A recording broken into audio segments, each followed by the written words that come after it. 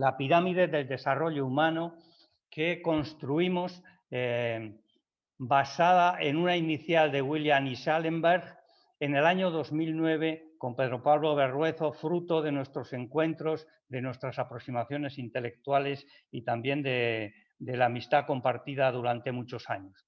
Esta pirámide tiene, la idea de la pirámide que voy a transmitir ahora es la idea de la globalidad en el desarrollo. Esta pirámide tiene 4 fases que van desde el primer año de 1 a 3 años, de 3 a 6 y de 6 a 12. Tiene 10 niveles, desde las estimulaciones básicas hasta la conducta adaptativa, y tiene 2 ejes transversales. Quiero decir, queremos con esta pirámide dar idea de que la adquisición de los conocimientos, del conocimiento en general, se sucede por capas. Y a nosotros, para encarar el trabajo con niños y niñas con algún tipo de discapacidad o con algún tipo de trastorno de aprendizaje escolar, necesitábamos tener esta visión global. A eso se refiere esta pirámide. Y hay 2 vectores en ella que traspasan de parte a parte desde el primer año de la vida del niño hasta cuando se acaba de completar el esquema corporal, aproximadamente a los 12 años de edad madurativa. La primera de ellas la llamamos de la interacción al símbolo.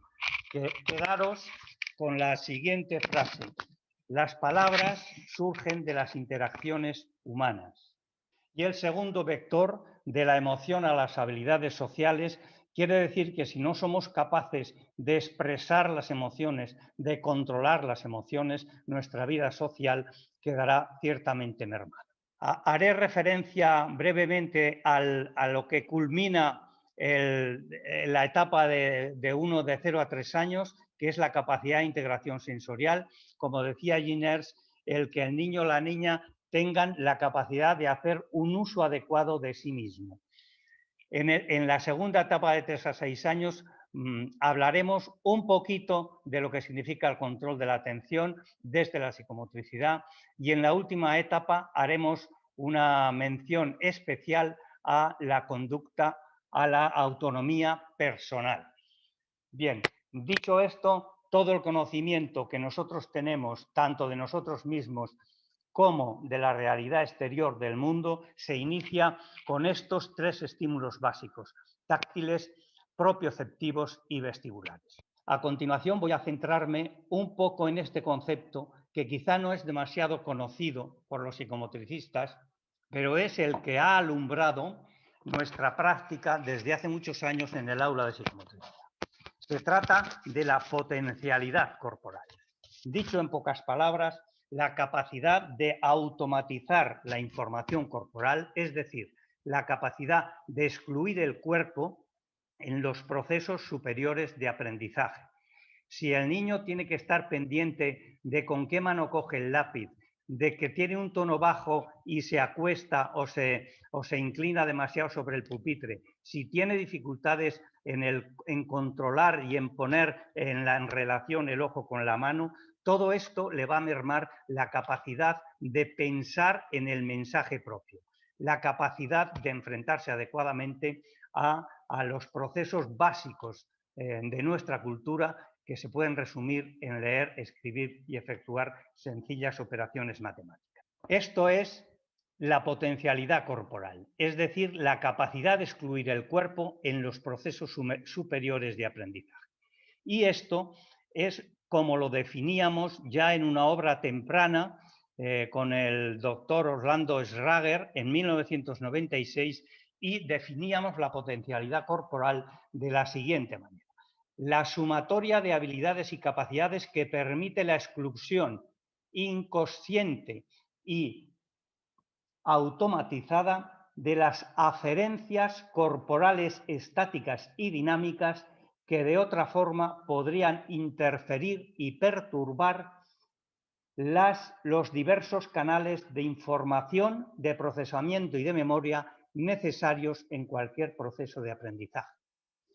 Esta idea, la génesis de esta idea fue de los investigadores doctores Orlando Schrager, sobre todo, y Bernaldo de Quirós, que ya en los años 70 pusieron de relieve esto que nosotros hemos constatado muchas veces en la práctica. Concretándolo más, decíamos que por debajo de las dificultades para leer, escribir y efectuar sencillas operaciones matemáticas se vislumbran estos problemas que son de los que voy a hablar. Problemas en la capacidad de integrar adecuadamente las sensaciones, dificultades en secuenciar determinados patrones motores, en inadecuaciones del tono por exceso o por defecto, en inhibir determinados movimientos, etcétera, etcétera. Y todo esto va a lastrar la capacidad cognitiva del niño para que la energía cortical se libere para centrarse en el mensaje, en estos tres logros, como os decía antes, de leer, escribir y contar. Y para eso, para tener una idea general del desarrollo, conviene conocer el desarrollo del niño y la niña que no tiene dificultades. Vamos a ver un vídeo de una niña de 3 años y luego...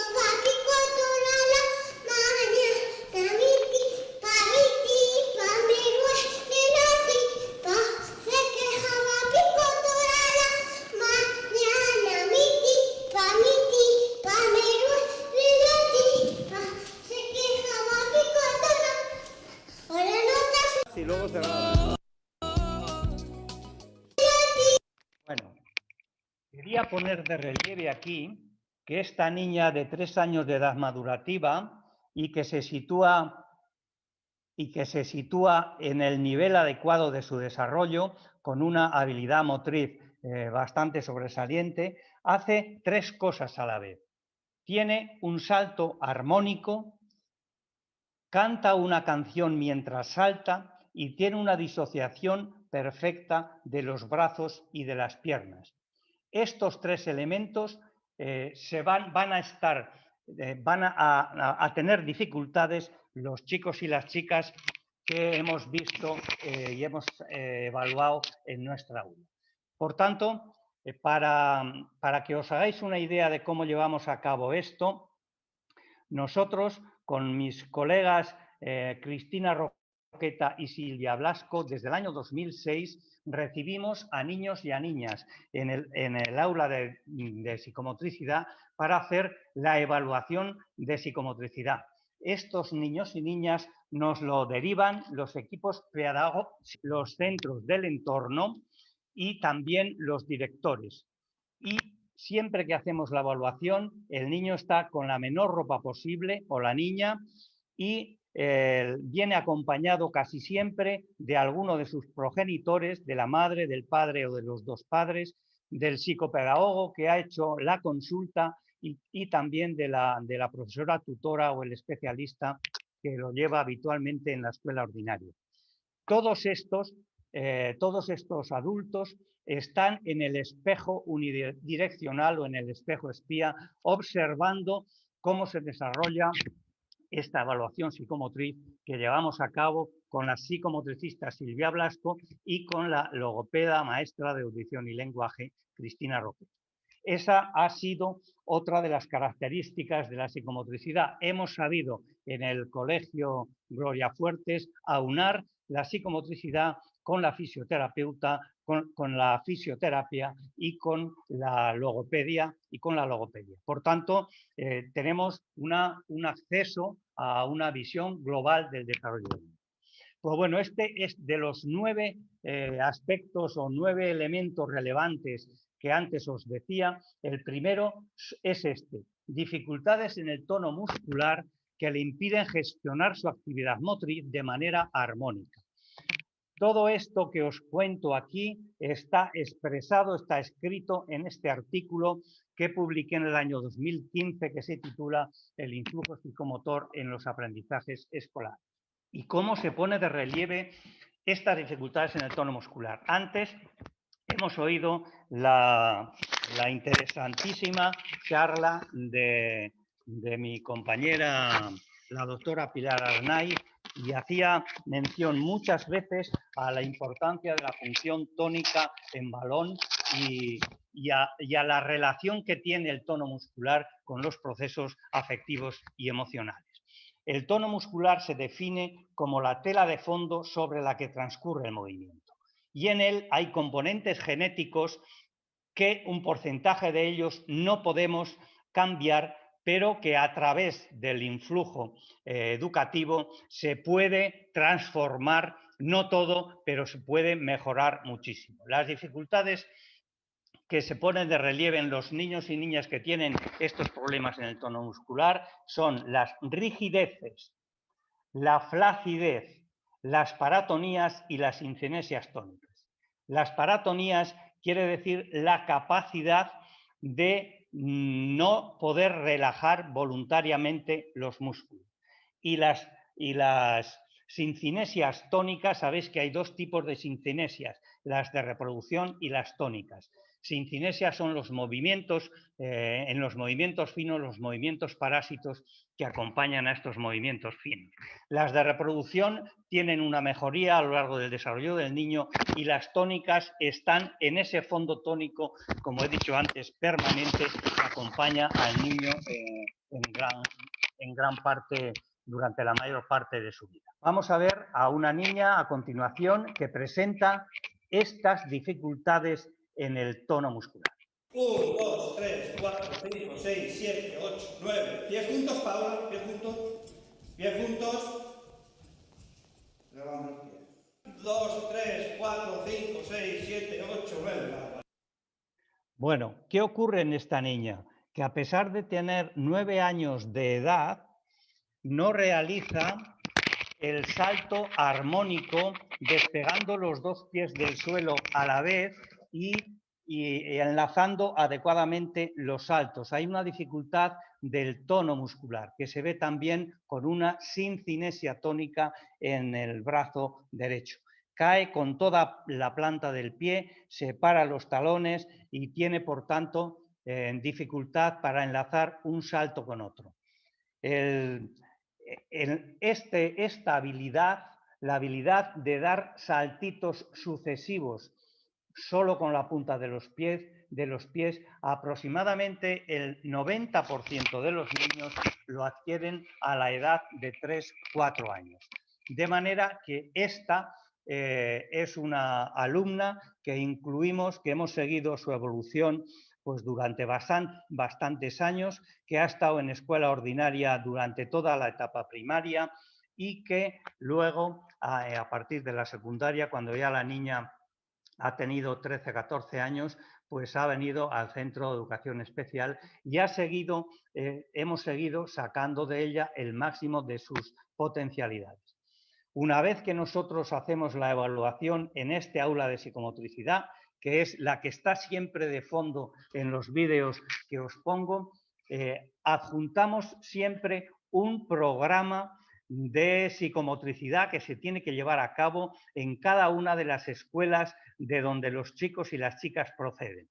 En ese programa concretamos las situaciones educativas que los educadores tienen que llevar a cabo.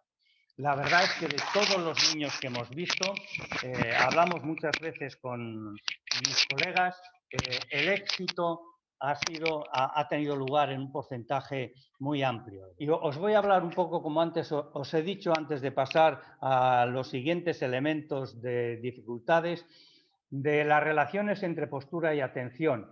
Últimamente hay muchos trabajos que se dedican a esto, pero yo voy a hacer referencia al ingente trabajo que desarrolló el profesor Orlando Rager en una tesis doctoral inédita en el año 1999 que la defendió en la Universidad Autónoma de Madrid, y la mayor parte de la población de esa tesis fue suministrada por nosotros del Colegio de Educación Especial Gloria Fuertes y también del Colegio Contiguo Juan Ramón Alegre. Después de pasar un estudio con más de 100 sujetos, después de pasar una serie de test psicológicos, de evaluaciones visuales y equilibratorias muy interesantes, básicamente ponía un semicírculo de luces a los niños.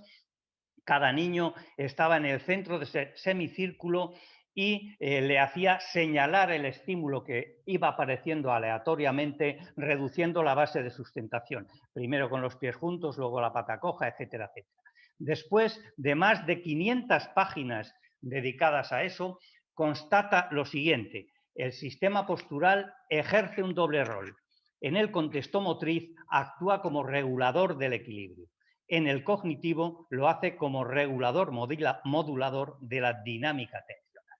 Si el chico tiene problemas equilibratorios, problemas de base, la capacidad de prestar atención a los estímulos del entorno se reduce. Eso es, este es un estudio con una muestra más pequeña de niños y niñas que se desarrolló en las escuelas y que coordinó el neurocientífico Tomás Ortiz y que está expuesto en ese artículo que os digo ahí. Es interesante de este artículo, de esta pequeña investigación, que también tenía test psicológicos y también estas pruebas que hacen los neurocientíficos de los potenciales evocados cognitivos. Ponía de relieve este estudio lo que nosotros ya desde los primeros años 80 hacíamos de una manera habitual, y es introducir en las sesiones de una hora con los chicos y chicas que tenían dificultades de aprendizaje lo que entonces denominábamos cuñas de psicomotricidad, es decir, elementos que hacían que el chico descargara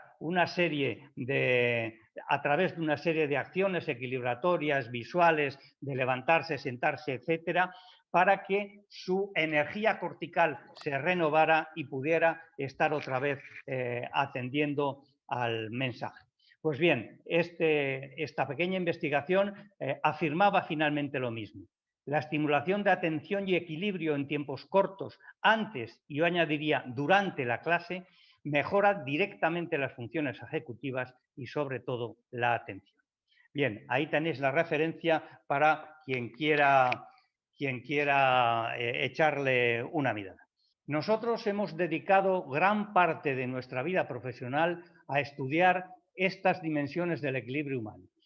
Prácticamente todo lo que sabemos está en el libro de los Zancos, El placer de aprender a través del equilibrio, y está también en el libro que antes Francisco citaba, De la emoción de girar al placer de aprender. Bien, estas dimensiones a las que no me voy a poder dedicar exclusivamente hacen referencia a lo siguiente. La dimensión biomecánica tiene que ver con el centro de gravedad, que como sabéis está en el sacro, y con la reducción de la base de sustentación. Desde el punto de vista de la dimensión biológica hay que tener en cuenta las reacciones y los reflejos sensoriales. El equilibrio, la postura, es una resultante de la entrada de información visual, la entrada laberíntica y la entrada de la propioceptividad plantar. Y la dimensión psicológica tiene que ver con la anticipación de la acción, también con la inhibición de la acción y, como os he dicho al principio, con esa capacidad de excluir el cuerpo en los procesos superiores de aprendizaje, que es la dimensión psicológica. Y por último, una dimensión que en este libro que os he citado anteriormente poníamos de relieve, es la dimensión emocional. Es decir, a través del aprendizaje de ir en zancos con chicos y chicas de mucho tipo y grado de discapacidad, hemos aprendido lo que supone el reto de actuar en público, el reto de vestirse para la ocasión, el reto de que los otros vean lo que estos chicos y chicas pueden hacer, el reto de la motivación, y todo eso se ha puesto de relieve en esta dimensión emocional. Otra señal de alarma, pues, son estas dificultades en la capacidad de equilibrar, que se concretan en dificultades para reducir la base de sustentación, para mantenerse sobre una pierna, cuando el chico muestra refuerzo propioceptivo y cuando no hay separación del miembro superior ipsilateral en la pata coja o en el equilibrio sobre una pierna. A continuación vamos a ver un ejemplo de ello. Adelante. 3, 4, 5, ahora bien, 6, 7, 8, 9, 10, vale, 10, 2, 3, 4, 3. Habéis visto cómo este niño, que tiene 7 años, Con una pierna es capaz de aguantar 10 segundos reduciendo la base de sustentación, pero con la otra pierna eso no es posible.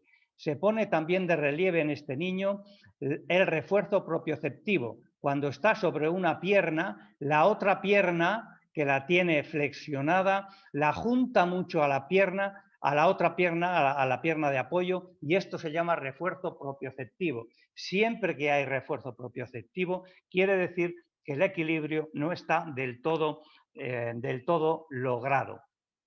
Y también el equilibrio a la pata coja de una manera normalizada quiere decir que en la pierna que apoya hay el mismo brazo de la pierna que apoya, se separa brevemente del tronco, se separa un poco en un ángulo de 10 o 15 grados del tronco. Y eso es lo que se pone de relieve también cuando el chico tiene dificultades en la equilibración.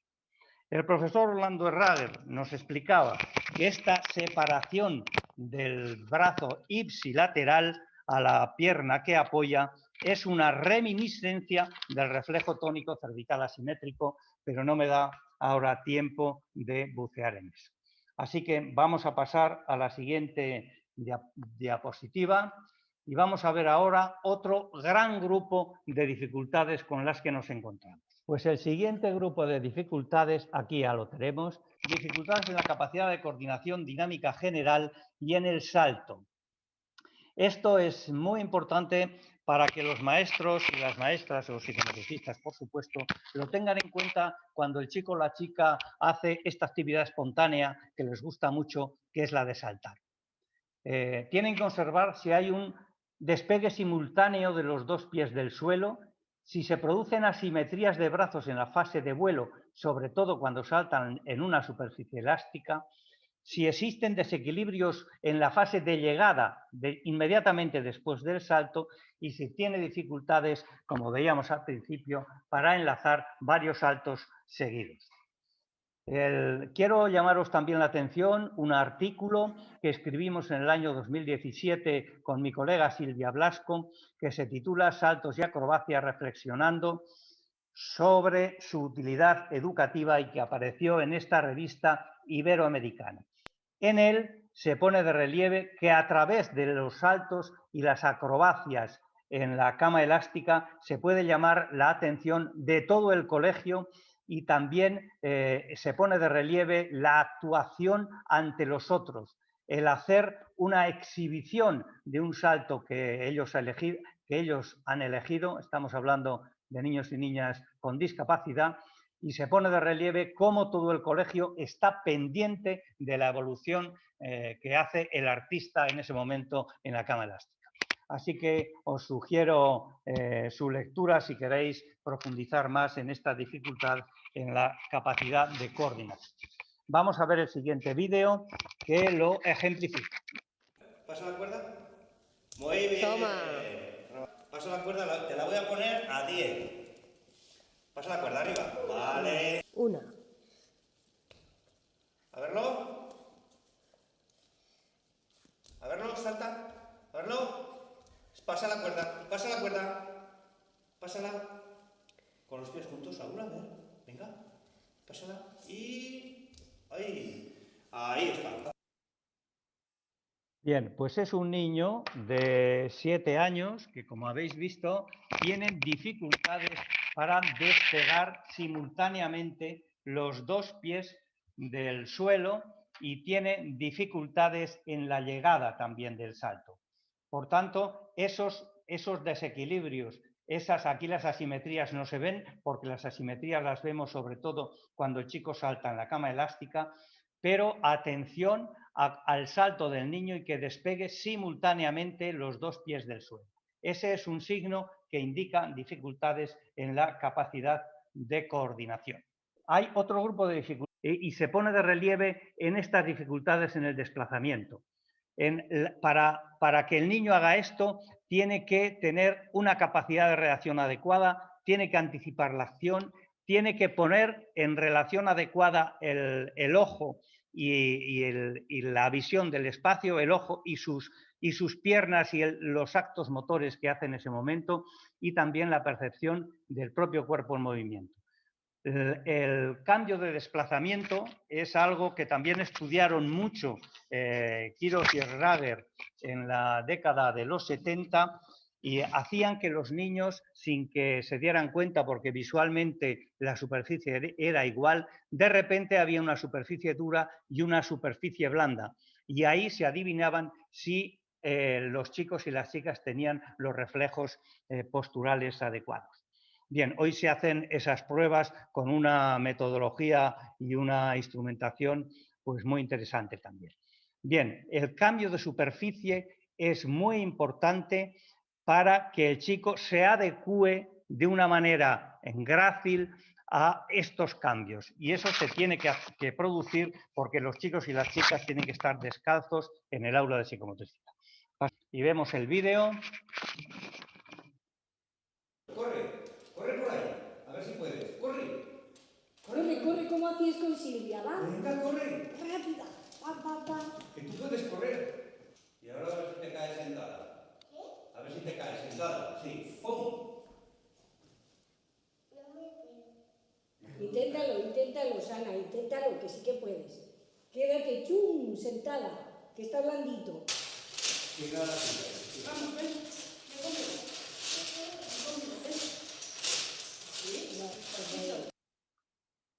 Bueno, veis aquí pues el cambio de superficie. Esta chica había estado muy poco expuesta a todos los estímulos de movimiento y se queda como hierática cuando la ponemos en la cama elástica, de tal manera que no puede reaccionar. Vamos a pasar a al siguiente grupo de dificultades, que son las de mantener el esquema corporal. El esquema corporal se define como la representación que cada uno tiene de cada una de las partes de su cuerpo, tanto en reposo como en movimiento, en los altos niveles cerebrales, sobre todo en las cortezas somatosensoriales. Ejemplifica el funcionamiento del sistema vestibular, las respuestas adecuadas en aceleraciones, deceleraciones y rotaciones, y evidencia la integración sensorial. Vamos a ver el vídeo que pone de relieve estas dificultades. Ahora más difícil, mírame. 5, Mírame y 1, 2, 3, 4 y 5. A mis ojos. Quería mostrar aquí la respuesta vestibular adecuada después de la rotación o de la aceleración angular. Esto se mide a través de 5 vueltas en el sentido horario y 5 vueltas en sentido contrahorario. Se observa el nistagmo y se observa cuál es el componente, si el componente es el componente lento o el componente rápido, que hace referencia al reflejo tocinético o al reflejo vestibular. El siguiente grupo de dificultades tiene que ver con la capacidad. Eso es, con la capacidad de mantenerse inmóvil durante algunos minutos en situaciones diversas.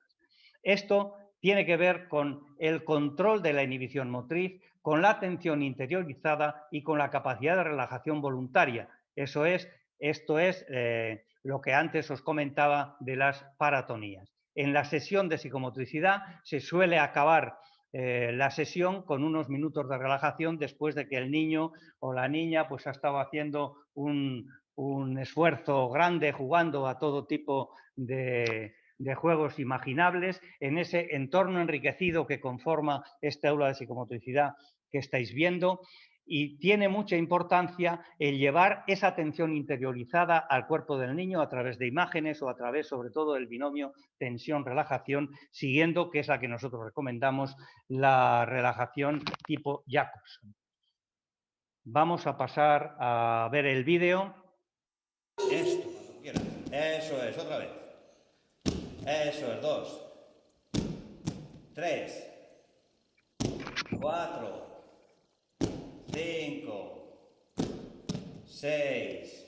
Vale, ahora las piernas. Levanta las piernas, déjalas caer. Este otra vez. A ver tú. Que se ha aprendido, esto hace no espabilar, porque ya se ha aprendido. Bueno, ahí lo que estamos viendo son dificultades de relajación voluntaria de los músculos. Este es un niño que tiene un tono elevado, un hipertono, es un niño que no tiene discapacidad y que lo derivaron a través del profesor de educación física a que hiciéramos nuestro análisis, y nosotros no vimos aquí unas dificultades importantes como para anexarle o para proponerle un programa específico de intervención psicomotriz. La dificultad de relajación se ve en la repetición del movimiento y en la no caída pasiva de los miembros, tanto de los brazos como en las piernas. El trabajo de la relajación en psicomotricidad es fundamental. El doctor Jaime Ayala ya ha puesto de relieve el método de la doctora Subirán, que es el que nosotros practicamos durante años, hasta que pues con el Jacobson, con algo de surf, hicimos nuestra propia manera de llevar la relajación a la escuela y exploramos la relajación que se produce a través del balanceo y a través de las caídas. Estos dos elementos son fundamentales para lograr la relajación de los músculos del niño. Continuamos con el siguiente grupo de dificultades. El siguiente grupo tiene que ver con eso, con dificultades en la capacidad de permanecer sentado frente a una mesa realizando una tarea repetitiva. Esto es muy, muy importante para que se desarrollen los procesos cognitivos superiores. La chica tiene que tener un control de la impulsividad, tiene que tener una atención sostenida, y eso solo se hace desde una motivación intrínseca. Atención que las tareas más difíciles de nuestra cultura, una de las tareas más difíciles es aprender a leer y aprender a escribir. Hace falta repetir una ingente cantidad de veces esos actos, esos microactos motores, para que el chico pueda tener una buena resolución. Esto se tiene que hacer sentado en una mesa. Por tanto, ese es el primer elemento para que las dificultades de aprendizaje se puedan empezar a solucionar. El chico tiene que aguantar sentado, luego lo veremos en la propuesta de la vacuna contra el fracaso escolar, desde un periodo que va de 10 minutos hasta media hora, dependiendo de su edad. Y las dificultades en esta capacidad de permanecer sentado, esta tarea repetitiva que hay que hacer, evidentemente está fuera todas las pantallas y todos los videojuegos. Es decir, hoy la psicomotricidad yo creo que puede ayudar mucho a desintoxicar al chico o a la chica de las pantallas, como se pone de relieve en la última obra de De Murguet, La fábrica de los cretinos digitales. Vamos a pasar a la siguiente... al siguiente vídeo. Cuando yo dé una palmada, ¿vale?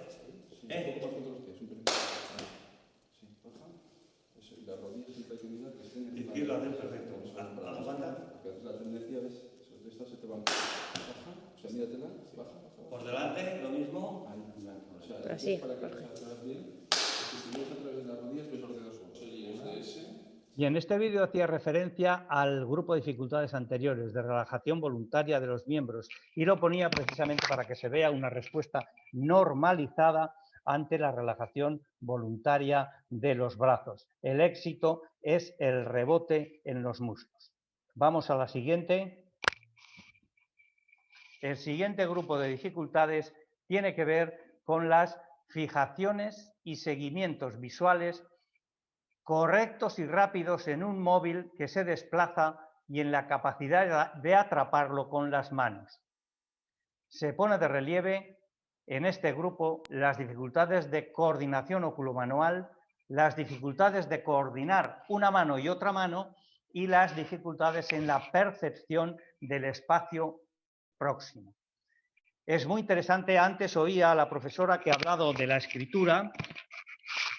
Le oía decir cosas muy interesantes. Cuando hay una dificultad en la escritura del niño, bien sea por prensión del lápiz o por presión del lápiz en el papel, la solución hay que buscarla en la macromotricidad, hay que buscarla en las dificultades que puede tener el niño en las conductas motrices de base, sobre todo en la capacidad de equilibración y en la normalización de su sistema vestibular.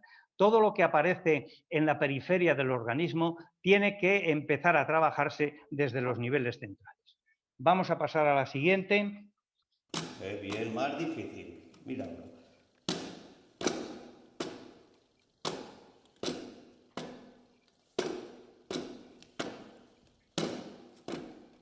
A ver tú. A ver. ¿Cómo hacía? Una serie de movimientos, de gestos, con una secuencia de las manos que el niño no lleva a cabo de una manera adecuada y se producen problemas no nóxicos, sino práxicos en este niño. Vamos a pasar al siguiente grupo de dificultades. Pido de nuevo perdón porque los vídeos no se pueden ver de una manera adecuada, pero bueno, pues estas dificultades técnicas que bueno, no hemos podido solventar. Esta es el último grupo de elementos en donde se pueden poner de relieve, eso es, las dificultades. Y en hacer un nudo simple sin modelo presente, esta es una prueba tomada de los perfiles de psicomotricidad que nosotros pues hemos enriquecido mucho a lo largo de nuestra experiencia acumulada durante casi 30 años, viendo a todo tipo de niños y niñas con y sin discapacidad.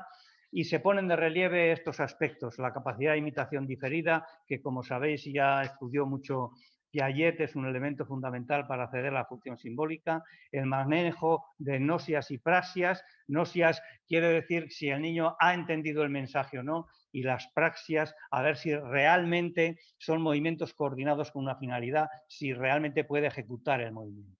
Y las dificultades en el control de manos y dedos, que se pueden trabajar de una manera específica. En principio hay que buscarlas en aspectos más generales. Todos los niños y las niñas que nosotros hemos visto que tienen problemas en la periferia del organismo, es decir, en las partes más distales, manos y dedos, tienen también algún problema en los aspectos centrales, sobre todo en las conductas motrices de base. Se aprecia un niño ya de 11 años que tiene dificultades en el control de manos y dedos. A este niño le pusimos un programa de educación psicomotriz porque gastaba una energía en exceso y la perdía en prestar atención a estas cosas y la perdía para atender al propio mensaje. La reeducación en este sentido tuvo un éxito grande. Era un niño que tenía una capacidad intelectual no solo conservada, sino además con cierta brillantez. Vamos a pasar a la siguiente. Y la siguiente ya se cierra el grupo de dificultades. Estos 9 elementos que he dicho que habría que observar de una manera minuciosa, y ya vamos a dar unas cuantas pinceladas básicas de los programas de psicomotricidad que nosotros proponemos. Vamos a pasar a la siguiente. Prácticamente la mayor parte de los niños y las niñas que hemos visto, que son docenas y docenas, tienen un cuadro que podría llamarse de torpeza motriz. Y hay que empezar por este trabajo del equilibrio. Para trabajar el equilibrio se trabaja en superficies estáticas, que es por las que hay que empezar, a continuación en superficies dinámicas, es decir, en algo que se mueva, en balancines, rodillos, etcétera, etcétera, y nosotros hemos construido pues un sinfín de aparatos para eso. A continuación se ha de añadir al equilibrio una tarea cognitiva. Al mismo tiempo que el niño está en equilibrio, debe poder liberarse del acto motor para centrarse en contar de 2 en 2 para arriba, de 3 en 3 hacia atrás, responder a preguntas que le hace el psicomotricista, etcétera, etcétera. Y las progresiones son esas, las de ojos cerrados es más difícil el equilibrio, hacia atrás es más difícil el equilibrio, con objetos es más difícil el equilibrio. Y aquí a continuación hay un ejemplo de ese programa de estimulación. Adelante con el vídeo, a ver si lo vemos bien, porque es muy interesante. Aguanta. Aguanta, te caíste otra vez. Otra vez, aguanta, Aguanta, separa un poco las rodillas. Separa. Ahí. Venga, aguanta, Aguanta. Ay. Aguanta. Bueno, este es un tipo de estimulación del equilibrio axial en cama elástica que se mueve. Esta cama está suspendida de 6 ganchos de la plataforma de estimulación laberíntica y se mueve para que la niña tenga que poner un tono axial adecuado y superar sus dificultades de equilibración. Vamos, siento de nuevo que no se puedan ver los vídeos, porque este era muy ilustrativo de un programa que también seguimos con él. Vamos a continuar. Entonces, el programa psicomotor tiene los siguientes elementos. Una parte central de equilibrio, de equilibración general, que contiene dosis adecuadas de estímulos vestibulares. Antes hemos evaluado cómo está el sistema vestibular en el niño a través de eso que os decía antes, de aceleraciones y deceleraciones y aceleraciones angulares. El segundo gran elemento, gran bloque del programa de psicomotricidad está asociado a la coordinación visomotriz. Nosotros hemos visto niños de 12 años, de 13 años, varios niños que no eran capaces de botar el balón de baloncesto con una mano. Alguien se tiene que dar cuenta que en las edades del desarrollo esto se tenía que haber solventado mucho antes. Bueno, en la coordinación visomotriz estos aspectos tienen mucha importancia y sobre todo las progresiones. Pelotas de distinto tamaño. Hay que trabajar con balones medicinales, con balones blandos, con pelotas de pelos, con balones grandes y que pesen poco, que cambien en textura y también en la forma. Una diferencia entre atrapar el balón de manera primitiva, que es cuando le lanzas el balón al niño y lo coge con los brazos y con el pecho, y atrapar el balón de manera evolucionada, que es solo con el apoyo de las manos. Vamos a ver si podemos ver un ejemplo de equilibrio axial y coordinación visomotriz. Ahí está, a ver. Con toda la dosis de emocionalidad que tienen estos juegos y sin darse cuenta, la niña está cumpliendo un reto, contar hasta 10 sin que se caiga tumbada.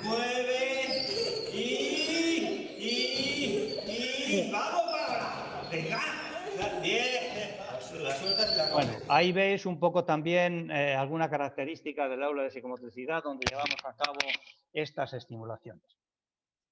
Y hay otro gran grupo, otro bloque en este programa de psicomotricidad que tiene que ver con el concepto corporal y la lateralidad, que es el que vamos a ver a continuación.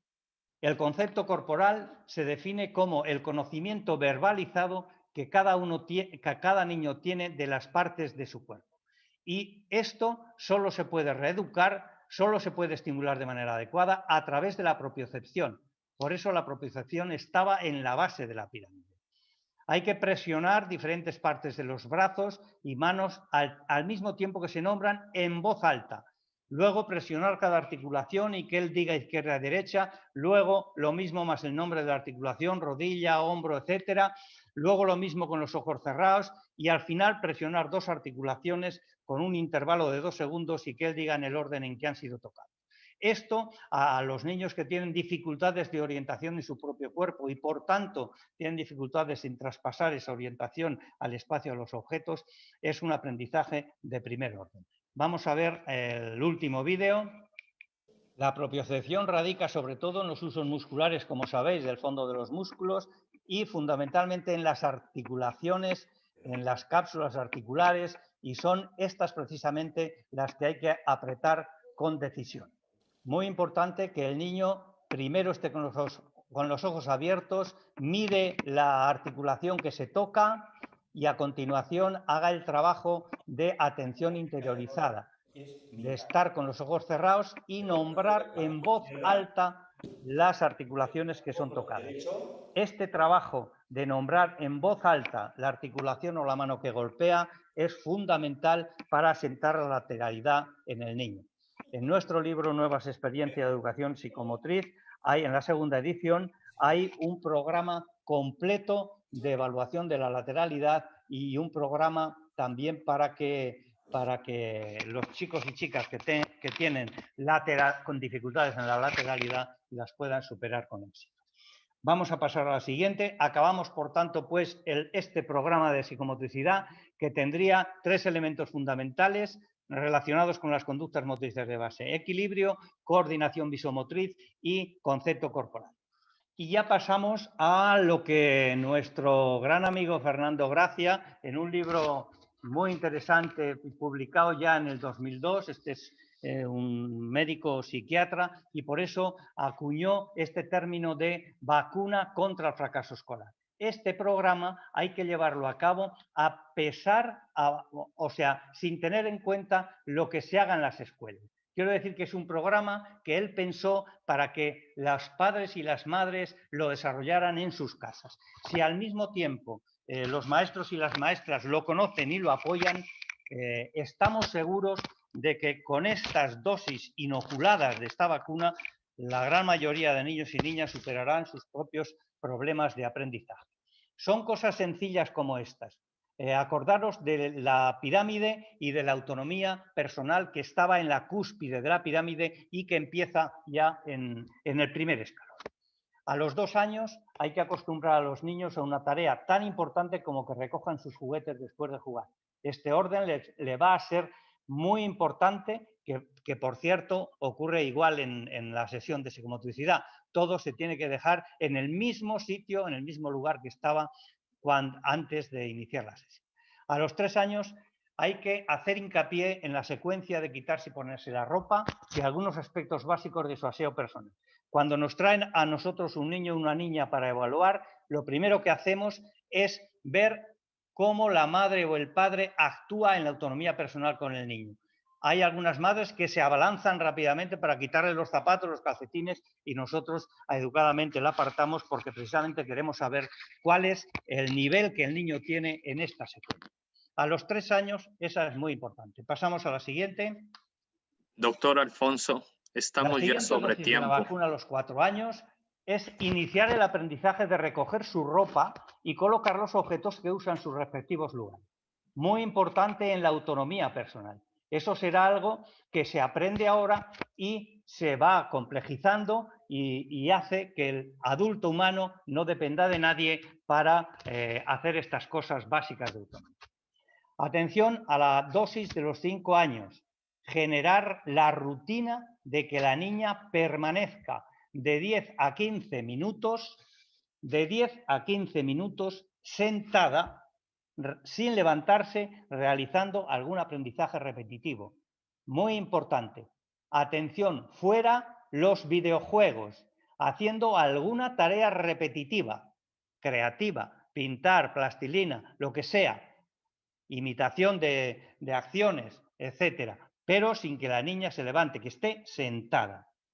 La dosis de los 6 años es que este tiempo se incrementa en 10 minutos, ya estamos en 20-25 minutos, el periodo en el que el niño, la niña, tiene que estar sentado haciendo una tarea repetitiva.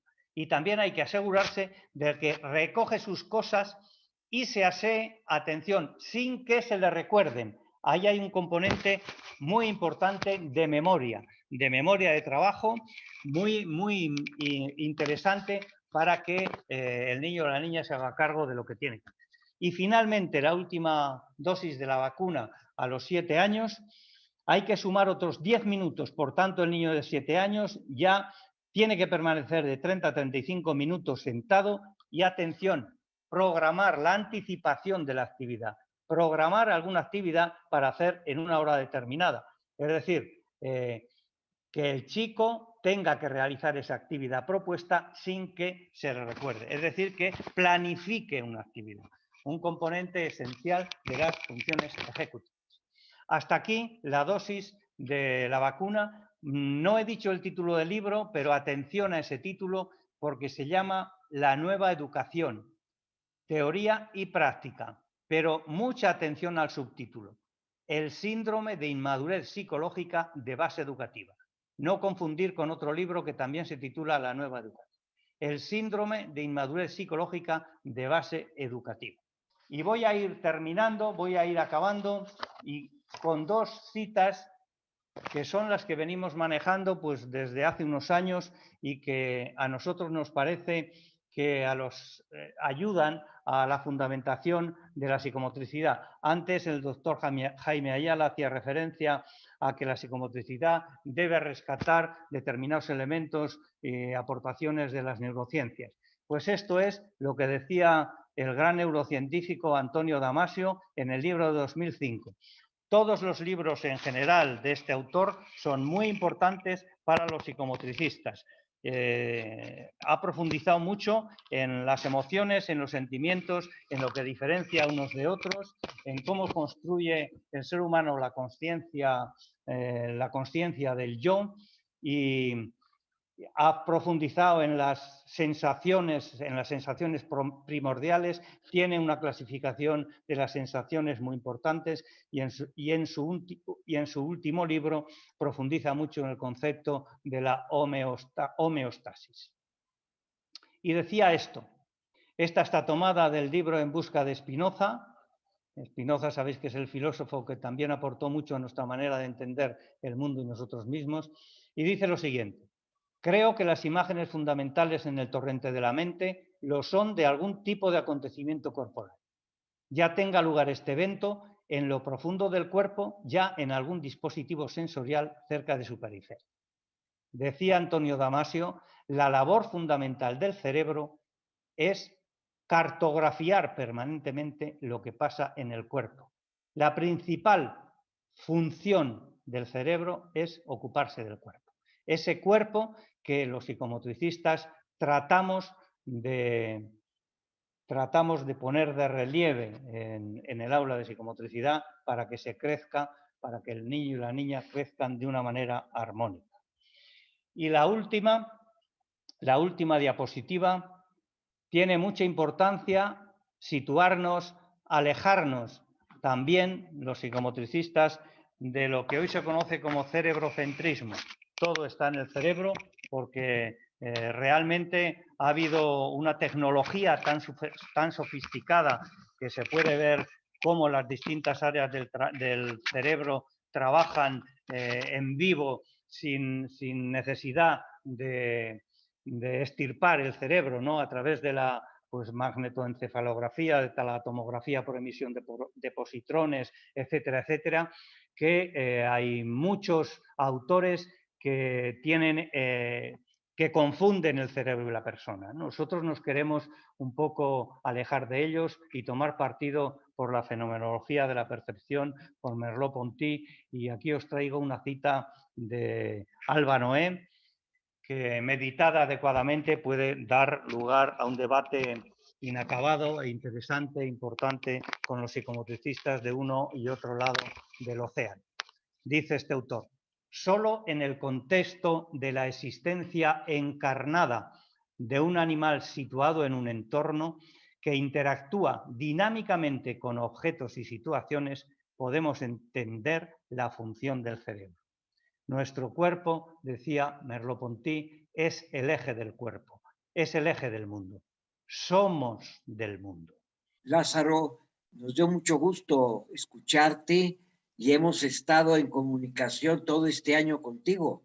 Primero para organizar el congreso presencial, donde estabas en la mejor disposición y te lo agradecimos en ese momento, y ahora con mayor razón el agradecimiento, un fuerte abrazo y esperamos tenerte en otros momentos de alguna manera tan activa como ahora. Fue una gran enseñanza. Muchas gracias. El tiempo es inexorable. Así también pasó. Un abrazo y muchas gracias. Una gran felicitación para... Adiós, hasta luego.